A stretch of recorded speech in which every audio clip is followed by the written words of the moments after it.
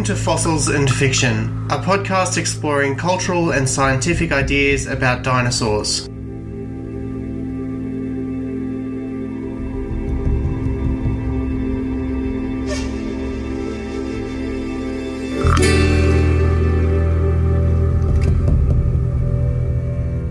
Hi there, I'm Travis Holland. Welcome to the second season of Fossils and Fiction, a podcast of conversations about dinosaurs and other prehistoric animals.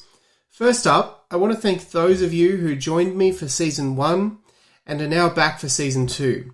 When I started this podcast, I had a vague idea that I would use it to ask interesting questions of interesting people about some of my favourite topics. And I had a really excellent guests who agreed to join me last year and do just that. Fortunately, this year it seems like a trend that will continue. Before we get to today's guest, I want to thank the South Australian Museum, and in particular their senior researcher, Diego Garcia Bellido. Diego generously gave me some time last week to talk about one of the museum's current exhibitions and also one of his research passions, Ediacaran fossils, of which the South Australian Museum has plenty on display. Unfortunately, I had a technical hiccup, and so unfortunately I cannot bring you that interview. However, I really want to encourage you to visit the South Australian Museum, and in particular, if you can get there before February 5, check out the 6 Extinctions exhibit. This exhibit links the 5 historical mass extinctions known from the fossil record to the 6th, underway now, thanks to humans. Diego wanted to impart a message of hope. There are things we can do to stop and slow these extinctions. We all need to play our part. The interview I can bring you today features multi-talented entertainer and science communicator Michael Mills. Michael is the creative director of Heaps Good Productions. He also styles himself Vice-Chancellor of Dinosaur University. Michael has a podcast called PalaeoJam and a show playing at the Adelaide Fringe Festival about foundational palaeontologist Mary Enning. We cover all of these in our conversation. But to get you warmed up, I have a song written by Michael about Mary Enning. The song is called These Curious Things, and it features the vocals of Gemma Dandy. After that, we'll jump straight into the interview. I love to go walking in the rain, to climb up a cliff as a bird sings.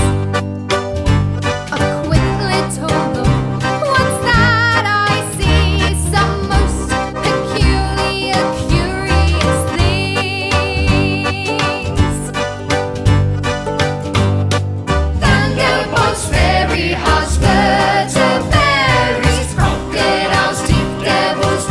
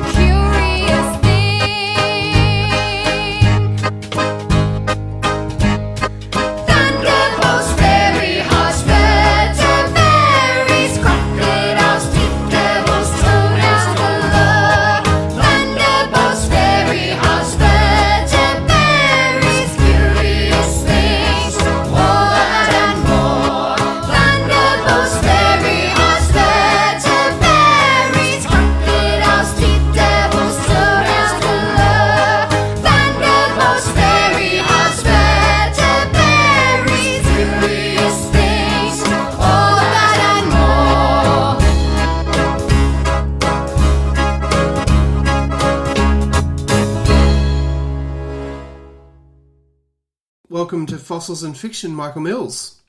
Well, thank you for having me. No problem at all. You've made a bit of a career out of entertaining irreverent science communication, so what's it like to be Michael Mills? What's it like to be Michael Mills? Oh my. Well, it depends who I am at the time. Most often I'm Michael Mills, but sometimes I'm other characters and stuff. I suppose at one level, the work that I do, I get paid to do my hobby, my passion, and that came about through a series of tangents that were never planned. Just this idea that, I like this, I like that, I like this, I might do some of that.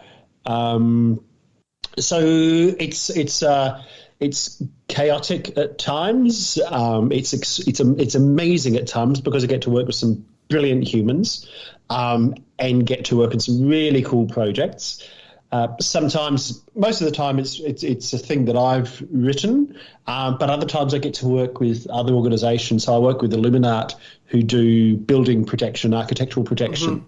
And what I love about those projects is that I get to do some of the bits that I love the most. So whereas for many years I would, write, direct, produce, edit, do all the things, it's actually really cool to do a thing where I'm just doing the bit that I love the most. So working with brilliant humans and organisations is part of it. My favourite bit of all of it has always been the writing of it. And the writing of the songs in particular. I think that's the essence of the thing, and the thing that I always came back to when, as I've aimlessly drifted through life, the thing that I kept coming back to is I really like this songwriting thing. It's such a cool thing to be able to do and stuff. And in that, in writing the stories and the shows and the other kind of projects, doing the research is fun. Hanging out with real paleontologists, going on real paleontology digs, doing historical narratives, sitting around a campfire on Adelaide country north of here, listening to elders and learning things. So there's some really cool things. But on the downside is a thing like COVID comes along and smashes everything. And we know that the arts industry and continue to struggle because a lot of people that have left the industry. I haven't. I've managed to bumble my way through, though there was quite a period of time where I'm thinking, I don't know if I'm going to have a house anymore. It was literally that bad. Like when you're over a weekend, that weekend in March 2020, everything's closed down and you're looking at, it's like, okay, so museums are closed, schools are closed, all of that. Right, okay, so everywhere where I work is closed. That means no work. That's interesting. That's quite confronting. You responded to that with some online initiatives though, right? Is that where some of your online activity kicked off a bit more? Absolutely. So Dinosaur University had always been an idea in my head, and I'd kind of drafted a Facebook page but hadn't published it. For some unknown reason, no one had ever registered at Dinosaur University on Facebook, which astonished me. So I had it, and I thought, okay, I need to do things. I need to. So online, that seems to be a thing that everybody wants to do. Okay, so and was doing like a couple of live sessions every week for a while, but putting other content and stuff, and using the skills, the writing skills, the development of character skills, all of those things that you develop through all the other things that I've done. It's like, how do I, and I do not use this word, but I will use it with great disrespect, pivot. People said, you have to pivot. You have to pivot. You have to pivot. No, but adapt. I prefer the word adapt. Pivoting just sounds Evolve, a bit like... perhaps. What's that? Evolve, perhaps. Yeah, develop. But it was about adapting and going, okay. And it was about trying to literally trying to stay afloat by just throwing things out into the universe and hoping that something would catch, that something would work in what was a really challenging and crazy time. The last 4 to 6 months has been really good. It's just, I'm still in a place where, there's the reserves that you have pre-COVID, they're gone. So you're on much more of a knife edge now. So it's still like, it made for an interesting time, but have been able to create a lot of interesting content. I don't think the podcast would have happened were it not for COVID. Dinosaur University would have probably still just been a bit of an idea of a thing. There's more things that I want to do with that. So and there was some online live broadcasts that we did with National Science Week, we did some live stuff from the Botanic Gardens, from the South Australian Museum, did some videos with the History Trust and the Port Adelaide Council. So all of those kind of things that organisations were looking at, how we need to do online things. And some of those things people will keep doing. And that's part of the cool thing. So it's like, okay, so maybe as live shows become more and more of a thing, then I've got that stuff, but also these other things that kind of came along as a result of COVID. That's a very long answer, wasn't it? Yeah, that's totally fine. A bit of a rambling answer is totally fine by me. So how did you get into this kind of career that you fashioned for yourself, where you're a bit of an entertainer, but you're really focused on the science and you kind of do a little bit of everything with all these different projects going all over the place? What was the pathway there? Good question. So if I go to a school, I often say to the school kids that so I didn't have a career path. I didn't have a career plan. You can look back and you can see that there was a pathway. But looking forward, if you'd said to me, 20 years ago, you'll be like doing shows in cultural institutions and telling stories and telling the story of Mary Anning, doing this and that and the other and singing about fossils, it's like, what? So basically, I like all performers, or a lot of performers, my parents were like, oh, that's nice, but you probably need to have something to fall back on. So I did a Bachelor of Business, went and worked at the Housing Trust. After 6 or 7 years, I was like, I don't belong here. This is silly. I don't like them. They don't like me. This just isn't working. So I started doing some amateur musical theatre. And at the same time, there was a radio station, a community radio station. It was called Triple M at the time, but it's now 3D radio. And for whatever reason, I walked in there one day and said, hello, I'd like to do a radio show for children. And the station manager's just gone, yes! Mary had been waiting for somebody to walk through that door and ask that very thing. And so she said, yes, do that. And I remember walking out and thinking, I don't know how to do that. I mean, I grew up listening to like singing and listening and stuff on the ABC. So, and radio for me is always a fascinating medium. So then I just kind of smashed this show together that it's like, I'll do a song, I'll have a theme, I'll do this. With the themes, I thought, I should phone the zoo and I'll have somebody from the zoo come and talk on the show. I'll phone the Botanic Gardens. It just happened at the time that the education officers at all of those places kind of all knew each other and all worked with each other. So that then became a thing.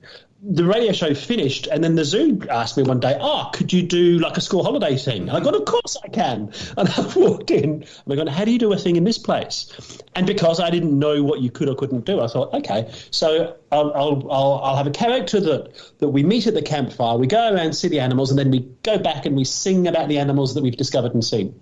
And that kind of was the first time that I did a kind of a rota theatre experience for like a site specific kind of. And then lots of things kind of came from there. I did a radio interview which came about through a series of accidents with David Bellamy. And we were walking through the St Kilda mangroves and we were talking about books, and he said, by the way, I just read The Future Eaters, so Tim Flannery's book. I've just read this. You need to read it because I've read it 5 times. And so I went away and read it, and I got, oh my goodness,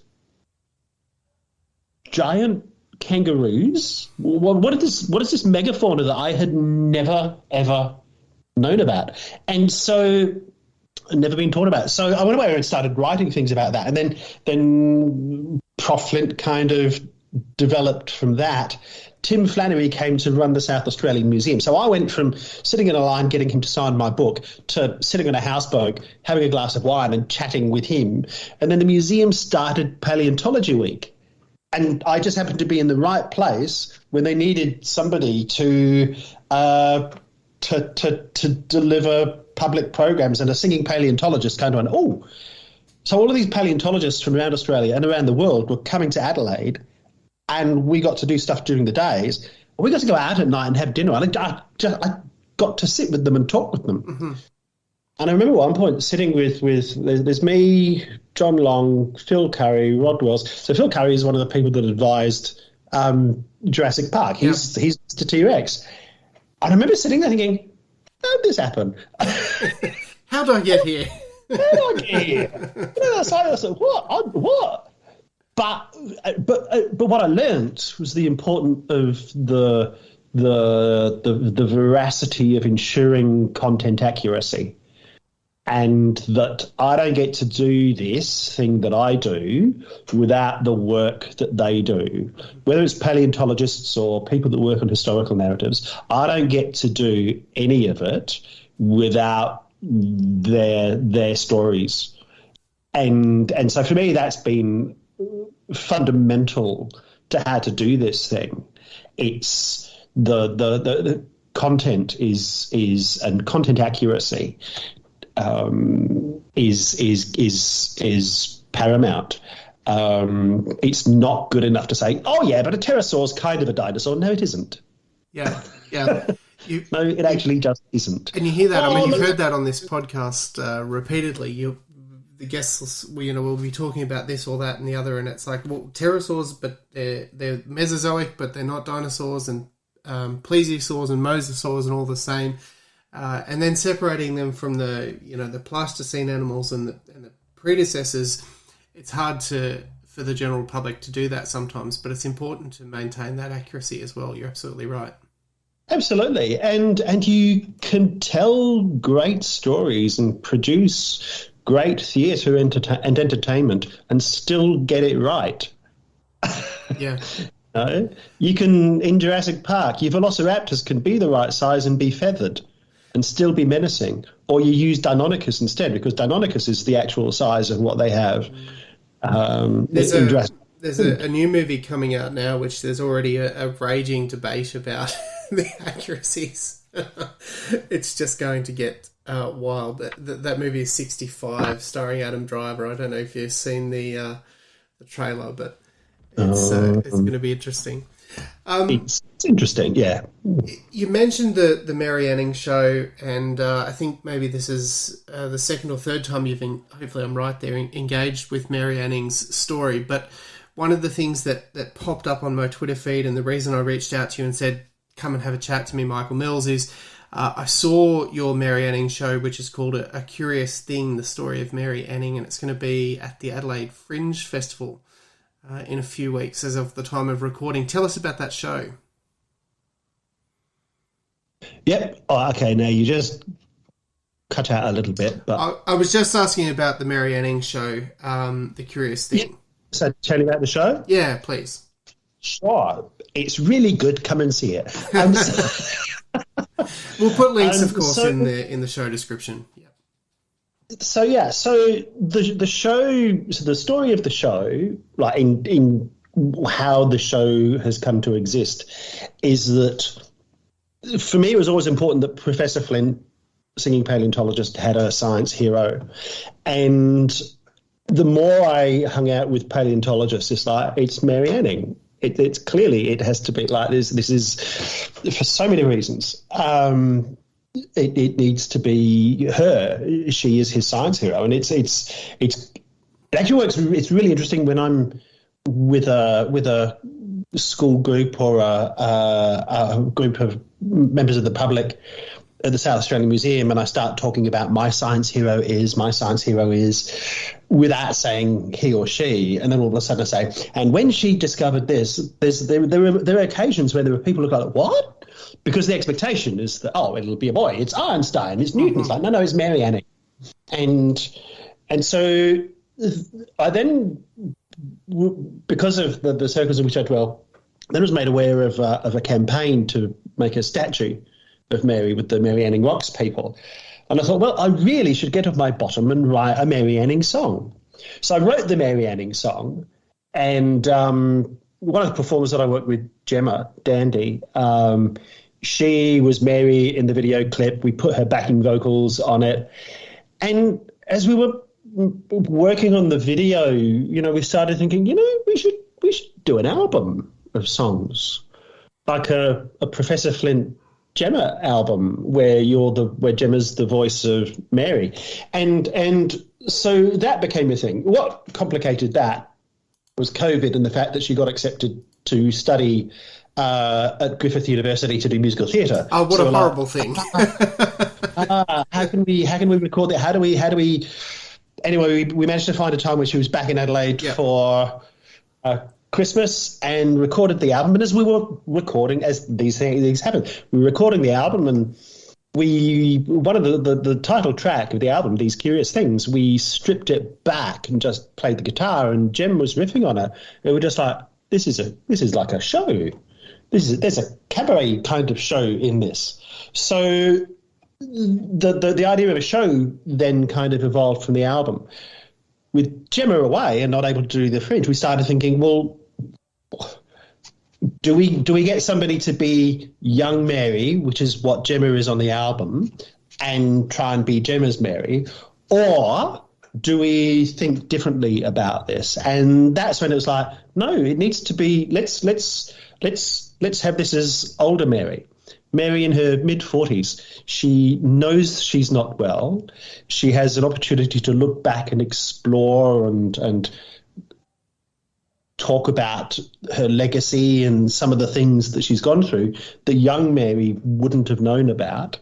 So, and Michelle Nightingale is a performer that I've worked with, and it was a no-brainer to go, yes, of course, Michelle would be the perfect older Mary. Michelle's also a cancer survivor, so brings a really interesting perspective because Mary died of breast cancer when she was 47. Michelle brings a really interesting sense of that mortality. We're keen, though, that that's not the dominant thing in the story. The story is very much about, it's about two things. It's about the remarkable discoveries.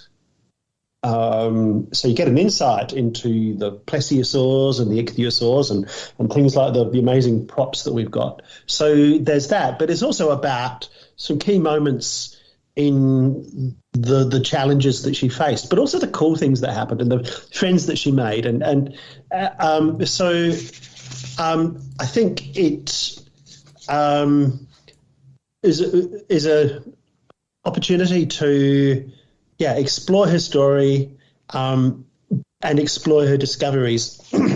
and I love it. I love it. It's funny. You write a thing and you're like, that's really cool. So am I being like a knobhead? But am I being like, but so there's 7 new songs.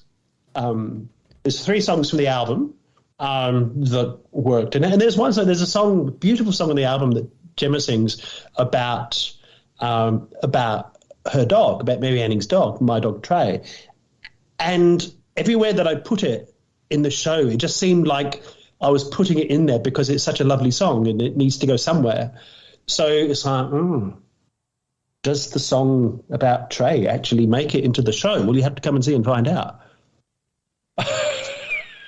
People are going to get there to hear about a dog, and when they go to buy tickets, you can legitimately say, I'm off to see a man about a dog. Maybe. But yeah, so I think, look, the story is such a cool story. It's about her challenges. It's about the fact that she wasn't allowed to belong to the London Geological Society, couldn't go to uni. She was came from a poor family, but she knew all of these. She knew the William Bucklands of the world. They came to her. She didn't visit them. They came to see her. Yeah. And this, she's... Paleontologists, I think, appreciate Mary Anning's story, but the public perhaps doesn't, and the role that she played in establishing the science and bringing. Absolutely, she was fundamental to the establishment of the science. And I've got friends who are paleontologists that sometimes say, "Oh yes, but she wasn't really a paleontologist. She was like a fossilist." It's like, no, she was a paleo, right? We just let's. In any time, if she was alive now, she would be at a university doing the research. Yeah. She would be funded. She would have a PhD. She would have all of that. So, if you're saying she wasn't really a paleontologist, it's because the only reason you're not classifying her as that is because she didn't have the piece of paper, and she couldn't get the piece of paper because she was a woman. So she was remarkable in what she did, and she persisted. Which is an important lesson.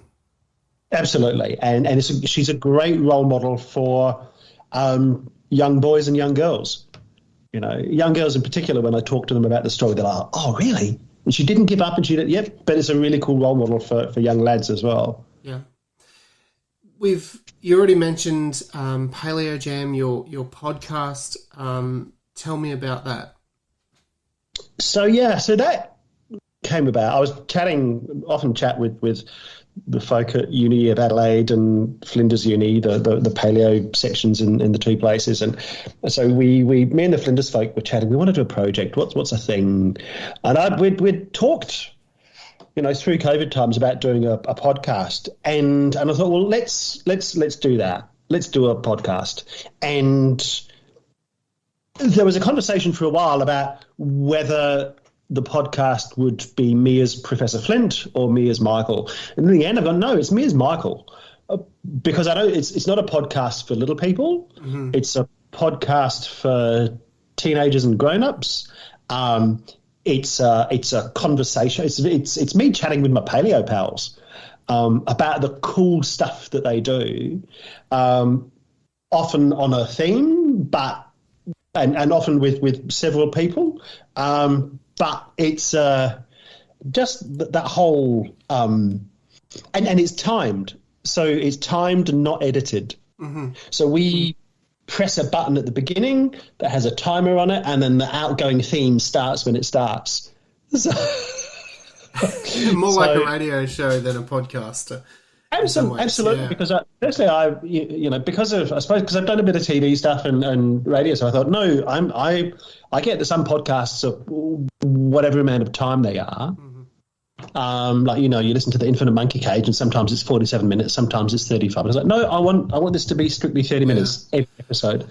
I listen to some podcasts, and they'll go on for 3 hours on some episodes. Yeah, and I'm like, no, I just, and yeah, so as I say, it's a chat between me and my paleo pals, and it's possible because I've gotten to know stuff, so I've got a sense of some of the cool things that people might want to ask. Mm-hmm. But for me, it had to be a conversation. So today is the 10th episode went up. All of the episodes have been recorded with me in the room, same room as the people. Maybe that's what it keeps being. That means if I want to do an episode with, Phil Curry, I've got to fly to Canada. But, if somebody's got some money. What a sacrifice. Thank you. I do. But it's fun. And I don't listen back to the whole thing afterwards. I just make sure the levels are right.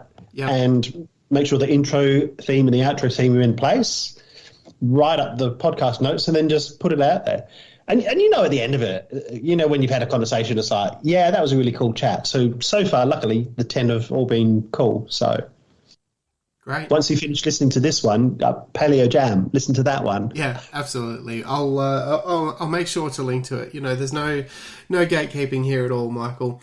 Now, you've mentioned your good friend, Professor Flint, a few times. What can you tell us about the professor? He thinks of things that I don't think of when he's being Professor Flint, because he walks different to he has quite a energetic walk.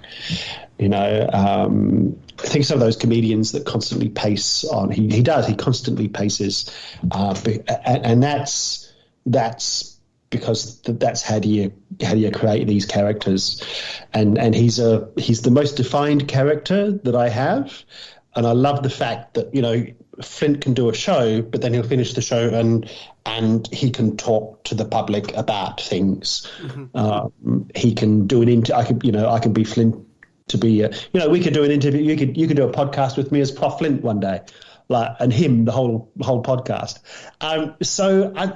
It's a fun character to be, and he's much funnier than I am. Literally, he'll walk out before a gig and he'll start like riffing with the audience, and I'm like, I have no idea where it's going, but that's part of the fun of it. What I really love about this conversation and what you do there is, you know, I talk to a lot of people who are interested in science communication, and I read a lot from people who are science communicators in many ways. But what we often don't get is we get scientists who are communicators, and absolutely they're skilled and they know what they're doing and they know what they're talking about. But when you get somebody who's coming at it from the other side of the lens, from the communication or the entertainment side of things, sometimes you just bring a different perspective to it. And I think that's what you've really managed to achieve with Professor Flint and with the Mary Anning story and the songs and various other things. So, you know, my hats off to you, Michael, for that work. Thank you. It's it's fun to be able to play in the space, and there's this view amongst some academic institutions that all scientists must communicate their science. Some of them just don't want to. Some of them just want to do their science, and that's okay. Science needs to be communicated, but like if we impose on every scientist that they must stand up and give public talks and stuff, we will lose some of the best scientists who just want to do the stuff because that's what they love doing. So let them just do the stuff, and you can get, whether it's me or somebody else, you know, there are lots of people that can help in finding ways to communicate that science, and that's I get to work in a really cool space with that. And good science communication, it's about stories. You know, we are the storytelling animal. I think it was Neil Gaiman that said the universe is not made of atoms, it's made of stories. You know, it is. It's how we walk stories, we live them, we sleep them. It's how we make sense of things. It's how conspiracy theories take hold, because people engage with the story. They have a particular set of values, and things confirm the values that they have and stuff. So I think there's a geographer whose work I love, Doreen Massey, and there's a saying of hers which sticks with me, and I use it very regularly in my own work. And that is that place is a simultaneity of stories so far, so that effectively what that means is the places that we experience and the way we relate to place and space around us is through the stories that we all tell together about those places.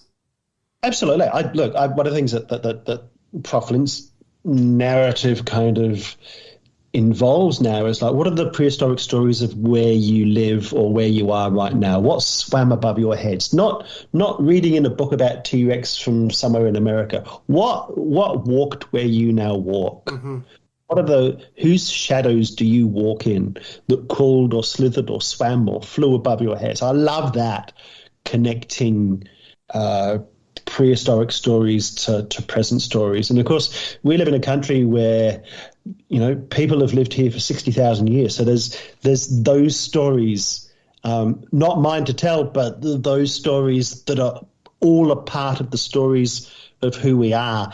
And if we are to be truly uniquely Australian, we need to know all of the stories of our place. We need to know. So where do you live? Oh, I'm on Ghana land. Where are you? Adnyamatna. We need to know all of those stories. And the stuff that I do with Flint is about going back even further and saying, well, what are those stories? And there's a thing I often say to people is that people do not engage with facts or data. If you vomit a bunch of facts at people, they'll be like, yeah, thanks. They will take the facts and interpret them within the context of their values and cognitive biases. People engage with stories. So if you're doing psychom and there's no narrative to it, you're not doing psychom. You're just vomiting facts, and that's great. That means that you know lots of things, but it's not going to be effective. So I think that's a really important thing that I've learned in all the years of doing this, that, don't just give people a bunch of facts and expect they'll go, oh, I see. Oh, of course. Right, yes. Climate change is real. You have given me those facts and now I've changed my mind. It's like, yeah, that's not how humans work. And to do psychom effectively, you need to know how humans work. And one of the, going back to the stuff we talked about at the beginning, writing songs. I mean, songs are micro stories. Music is a unique art form in that, we carry it around in our heads. I get my own song stuck in my head, so I can't blame anybody else. But, you can go and see a show and then you can go and listen to songs on Spotify from the show, or you have the songs humming inside your head so that you continue to carry that narrative. I think sing more songs. For science. Sing for science. Michael, I actually think that's a perfect point to end on. Thank you so much for sharing your stories with me today. Oh, absolute pleasure. Thank you to Michael for that wide-ranging and fascinating chat. I hope to do some more work with Michael and Professor Flint soon, and I hope you'll stay around for that.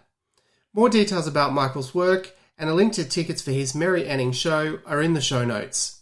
Thanks also to the South Australian Museum. Make sure to check out their exhibition, 6 Extinctions Until February 5. Welcome back to my show, Fossils and Fiction, for 2023. I hope you'll stick with me for the year. Thank you for listening to the Fossils and Fiction podcast, produced by me, Travis Holland, with the support of Charles Sturt University. The podcast theme music is Sonora by Quincas Morea via the YouTube audio library. Find more content on our social media channels: Twitter, Facebook, YouTube, Instagram, and TikTok. Show notes are available on the website fossilsfiction.co. You can subscribe to the podcast on all major podcasting platforms.